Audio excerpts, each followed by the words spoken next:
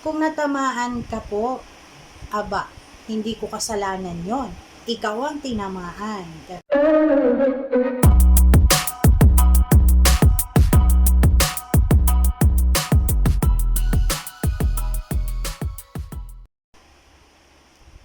Welcome back to my channel.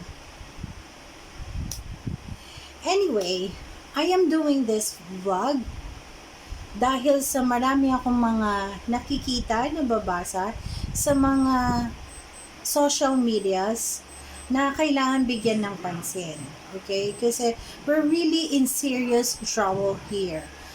As in, hindi lang Pilipinas ang nakaka-experience nito, bagkos all over the world na. And did you know that from 1720, 1820, and 1920 to this year 2020 we have already this viruses from 1720 to 2020. And this is really serious. Okay, this is really serious na virus na we're not expecting that pumapatay ng napakaraming tao na. Just like in Italy lang. Okay? Italy has 473, if I'm not mistaken, na namatay na dahil sa coronavirus. Okay? So, dear friends, mga kababayan, and people in the world, this is no longer a joke. Nung una, oo, honestly, honest to goodness, hindi kami na-alarma kasi just like other viruses na tulad ng animal swine, mga ganon, meat swine, diba? African swine, sorry, is hindi naman siya ganon ka nakaka-gimbal sa atin, pero itong virus na it struck sa ating mundo. Wow, this is not really a joke. Alam niyo yon na it could kill you within just 24 hours kung hindi naagapan. Alam niyo yun, just like na lang nung sinabi ko a while ago sa Italy. Hindi na joke yung 473 within 24 hours. Oh my. So what can we contribute sa ating bansa is to stay at home. May tinatawag tayong quarantine, stay at home quarantine, okay? Or community quarantine, whatever they call it, we have to stay at home. Yun na may tutulong natin. At syempre, madamdaming pagdadasal ito. This is not a joke. I'm telling you, this is not a joke. Kasi anywhere in your community, biglang may lulutang na positive ng ganyang virus. Okay? Just like us, this day lang. Today is Sunday. Okay? I'm going to upload this tomorrow, Monday. And nalaman ko na lang sa isang social media na pinagpaalamanan ko. I read from her post sa social media niyan. Meron daw dito sa may amin, malapit lang. Although ibang barangay, pero it's very near to us. 5 minutes drive lang from my place to theirs. Is merong dalawa daw na positive sa virus na ito. Kararating lang daw nila galing Manila. Okay?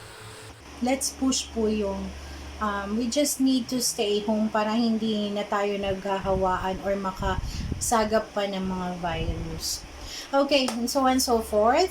I would like to take this opportunity na alam niyo yun, i-stand out tong mga tao na to na nagbibigay ng tulong sa atin, lalo na sa mga barangays natin, sa ekonomiya tuloy, sa pagtutulong. Okay? Yung iba, tulad nitong nakita ko lang sa isang post, okay? Ito papakita ko sa inyo. Hindi sila ganun kayaman, pero alam niyo yun, they're willing to help. Alam niyo yun, meron din silang mga anak alam mo yun, pero they're willing to help. Hindi na nila hinihintay yung mga galing pa sa barangay. Mamaya shoutout ko yung mga barangay na ang baagal ng pagkilos ng tulong, and a lot of people are really shouting it out na nasaan yung mga it's been a week already. Yes, indeed. It is a week na nasa stay at home lang sila, and they cannot even Then, hanap buhay. Yung hanap buhay nila, just like I do, I have a mini store, pero pinagko-close nila kami ng 6 o'clock. So, anong mabibenta namin? Mula umaga, halos, yung mga yan, puro trabaho lang sa bahay, walang masyadong bumibili, in my case, ha. Tapos, paggabi, doon lang ako pumapano, pero wala akong magagawa kung hindi, kailangan sumunod ako sa sinasabi or pinataw ng pamahalaan natin. Okay? So, I have to close at 600 hours. Yan. Ito, yung kakasabi ko lang sa inyo na pamilya sila, hindi sila ganon kayaman. Pero, nag-pack sila ng mga pwede nilang i-donate. Tapos, ito pa, yung mga galing sa Bicol yata, ito, galing sa Bicol yan na nakapack na pwede nilang gawing chops or anything, gulay kasi yung pinadala nila. So, and it's healthy, yes, true healthy. Ito, isa ito sa mga hinahangaan ko rin. This is from Iloilo Supermarket and Key Family, donated 1M yata na mga bigas. Wow. Grabe. Ito. And next is mamaya yung mga officials natin. Ito sa Baguio, nakita ko yung mga nag-harvest, instead of selling it, dinonate na nila. They given it for free. Wow, really. Sobra. And then sa Bulacan, ayan, this will start from it will start from here. Sa Bulacan, nakikita ako ito, na alam niyo yon, hindi na nila pinapapunta yung mga bahay, mga tao sa barangay. Instead, pinapalabas yata nila yung mga upuan, isang upuan sa isang bahay, and then doon na lang nila nilalagay. So, walang 'di ba?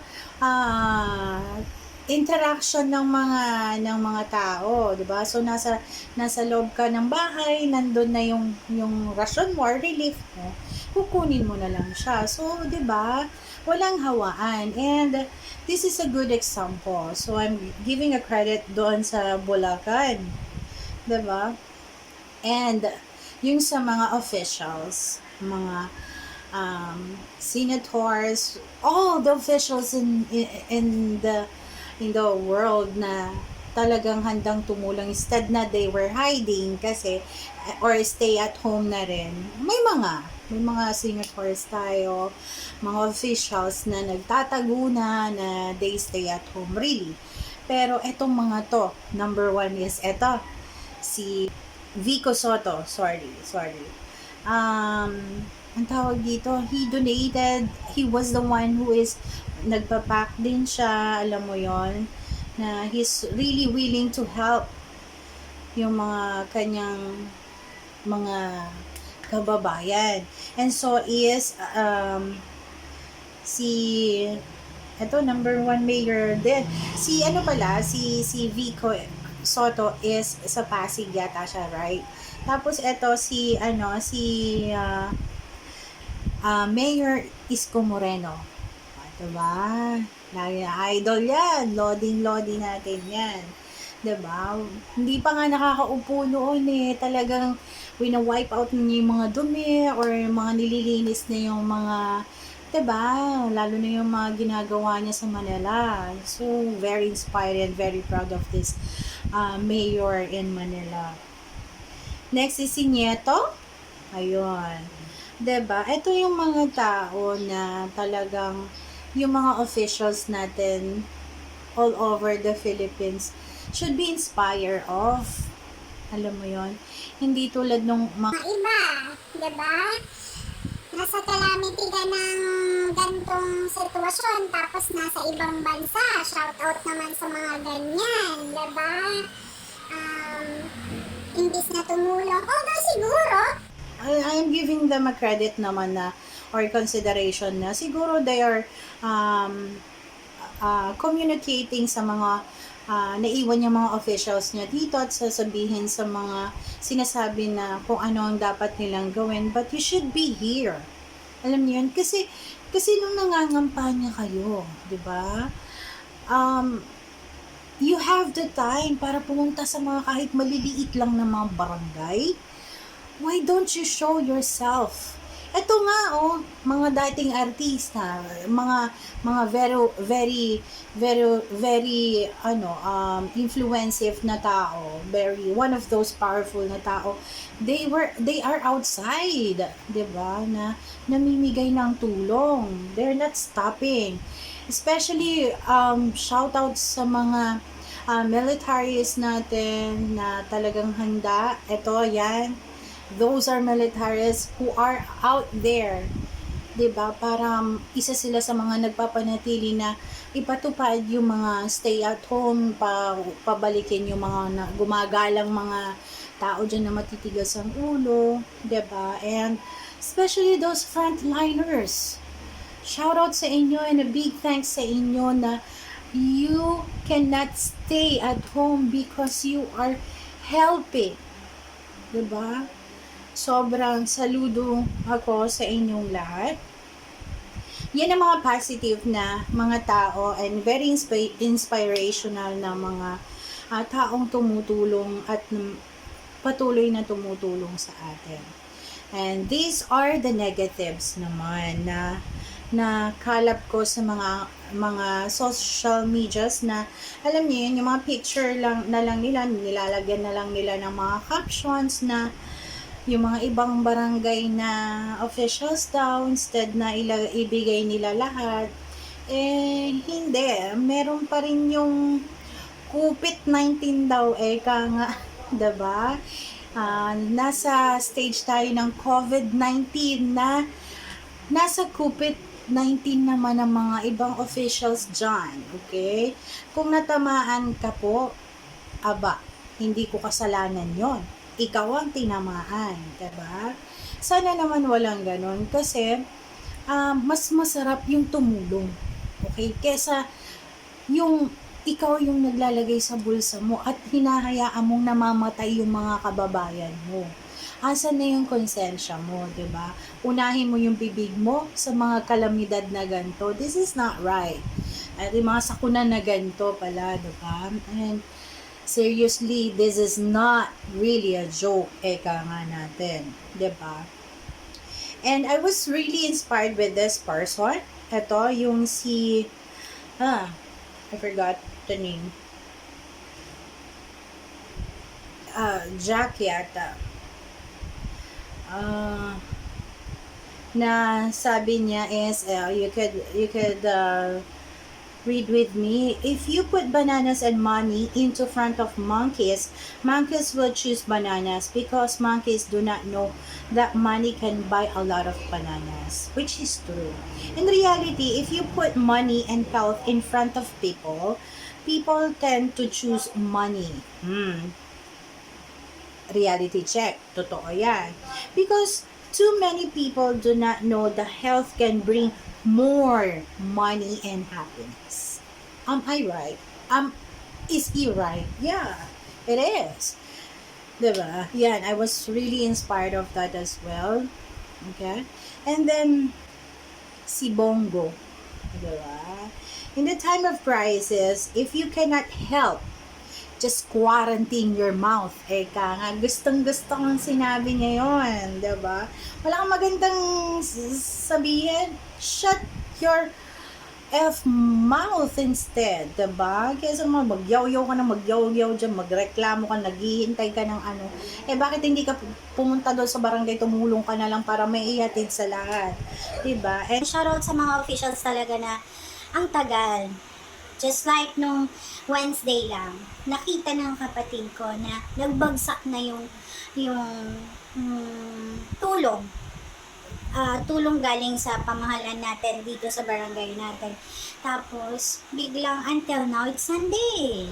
Diba? Wednesday, Thursday, Friday. 5 days? Well, until now, wala pa rin. So, what happened? It's been 4 days. Wala pa din. Diba? Nakakaloka kayo. May isa akong na pansin sa isang social media na si Terence Romeo ba yun? He will be donating his first salary, o diba, para makatulong si Yung mga tulad lang ni nagpokwang. Diba, nag-repack sila, nabash pa sila. Why don't you people quarantine your mouth instead? Kesa naman sa nagbabash pa kayo ng tao. Diba? Tumutulong yung tao, hindi magtatakbong presidente to si Pokwang. Let's say kung tatakbo man. And so, what ano makukuha niya doon? Diba? boto. Diyos ko, matagal pa yun. Pag mga ganito, knowingly, minsan tuloy, wag na lang tayong mag-share ng thoughts natin or kaya, wag na lang tayong mag-post ng mga bagay-bagay na itinutulong natin sometimes, 'di ba? Pero no kasi ang ang intensyon ng isang tao na pinicture niya yung ginagawa niya, it is because he or she wanted to inspire other people to help as well. 'Di ba? Hindi yung dahil para ma-well-known ako. Sikat na ako Bakit kailangan ko pang magganon? Let's say, sige, mayabang ka. Pero, doon sa mayabangan mo pinapakita mo. You are inspiring people pala. Kasi hindi lahat naman ng tao, ganun ang takbo ng pag-iisip. Most of the people na who could see your post, they will you inspire them to do such good things to others. Yung mga ganito lang utak, no? Sorry, siguro babas nyo ako, bahala kayo, bas na kayo ng basgal, diba? Kung makikot ang pag-uutak mo, no? Talagang ibabas mo yung tao, just like me. Wala akong pinatatamaan. Sabi nga ni Corina dati, bato-bato sa langit ang tamaan at pues pangit kayo. Joke lang. Anyway, yun. Sana wala tayong mga nakikitang negativity all over the world. Kasi this is too much for us. We're facing a virus na wala pang nakakagamot. Alam niyo, or nagagamot yung iba kasi nga naaagapan, okay? Pero yung one click na gamot, patak mo lang, okay na, wala pa yata as far as my memory is concerned. Wala pa akong nababalitaan sa news Instead na mag-bash tayo or maghanap ng aawayin natin, pariringgan natin sa kayo naman kasi, gumawa naman kayo ng paraan. Kasi sabi nga nung mga napabasa ko sa post, kung may kung gusto, may paraan. Kung ayaw, nga, diba? So, na lang, tulong-tulong na lang tayo. In fairness 24 hours ang lockdown namin ngayong linggo. Okay, so walang labas-labas. So, andito lang kami. So, eto, naisipan kong i-vlog na lang yung aking nalalaman para lang ma-share sa inyo at sana naman, 'di ba? Ayan nga, sabi ko nga sa inyo, bato-bato sa langit. Mga officials, gumising naman kayo, lumabas naman kayo, hindi yung nandyan kayo sa mga bahay nyo na naka-safety kayo. Yes, stay at home, staycation, whatever they call it, pero gampanan nyo naman yung pinangako nyo nung oath-taking nyo. Tama ba? Oath-taking ba tawag doon? 'Di ba? Yung trono nyo ibibigay na sa inyo. na you were elected because they believe in you. Pakita niyo yun sa amin, kami mga botante nyo. 'Di ba? Hindi yung magtatalak kami dito, wala rin palang mangyayari. Okay? So please, help. 'Di ba? Let's help each other. Huwag na tayong mag-negativity. Okay, wag na tayong magsabi-sabi ng kahit ano-ano pa sa mga kapwa natin. Let's all stop this negativity and let's face what is in front of us because this is very, very serious na. A lot of people are dying already. So please, let's have our helping hand. And please, let's not forget to pray. Because I do believe in God that He will end this virus soon. Okay? So, maraming salamat po and credit to all those people. I got some of their posts sa kanilang social medias po. Ayan, shoutout po kay Mao Dong na pinagkuhanan ko ng mga ibang post, in-include ko dito sa aking vlog, and I asked permission from her if I could include her post here on my vlog. So maraming salamat po sa lahat at sa mga ibang nakuwanan ko. I'll just put the description down below po. Maraming salamat po and keep safe everyone po, and God bless us all.